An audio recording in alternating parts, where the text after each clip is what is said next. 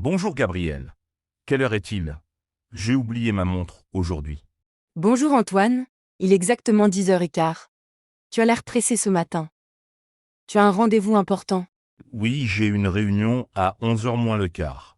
Je pense que j'ai encore assez de temps. Aujourd'hui, je voudrais parler de la façon dont on exprime l'heure en français. C'est un sujet très pratique pour nos auditeurs.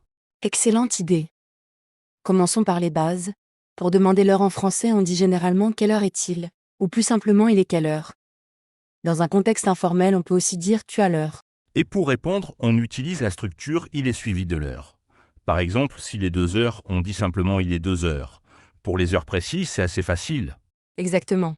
Et en France, on utilise le système de 24 heures, surtout dans les contextes formels, les horaires de train ou d'avion.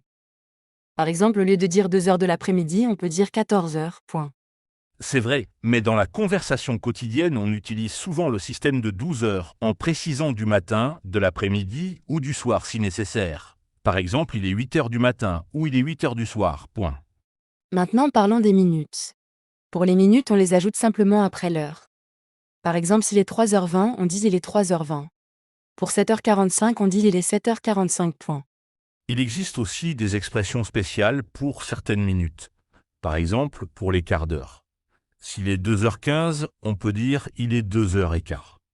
De même, pour 2h30, on dit il est 2h30, point.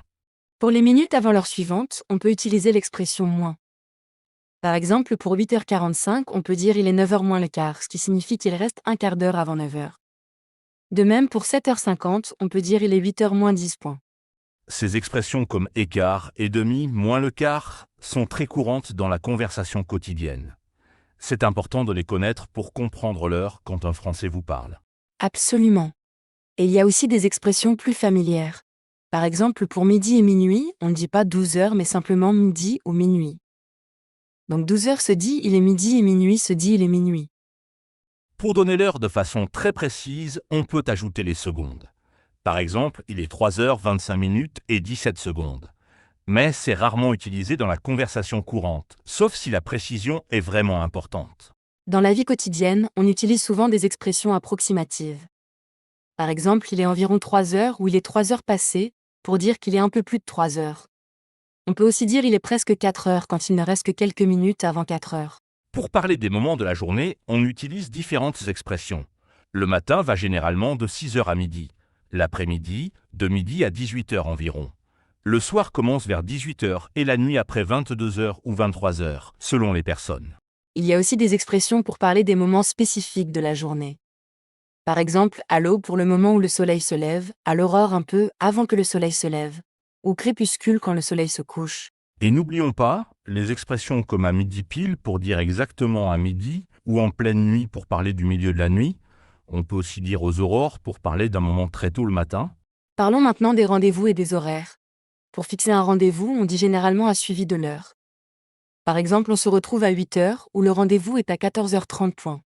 Pour demander à quelle heure quelque chose a lieu, on peut dire à quelle heure commence le film ou à quelle heure est ton rendez-vous.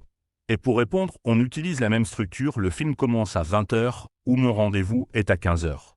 Il y a aussi des expressions utiles comme être à l'heure qui signifie arriver au moment prévu, être en avance qui veut dire arriver avant l'heure prévue et être en retard qui signifie arriver après l'heure prévue. Les Français accordent généralement de l'importance à la ponctualité, surtout dans un contexte professionnel. Si on a un rendez-vous important, il vaut mieux être à l'heure ou même un peu en avance. Être en retard peut être considéré comme impoli. C'est vrai même si dans un contexte social comme un dîner chez des amis, il est assez courant d'arriver avec 10 à 15 minutes de retard. C'est même parfois considéré comme poli pour ne pas surprendre l'autre s'il pourrait ne pas être tout à fait prêt. Parlons maintenant des durées. Pour exprimer combien de temps dure une activité, on peut dire le film dure 2 heures ou la réunion a duré 3 heures et demie. On utilise le verbe durer pour parler de la durée. Pour demander combien de temps quelque chose va durer, on dit combien de temps dure le concert. Ou combien de temps va durer le voyage.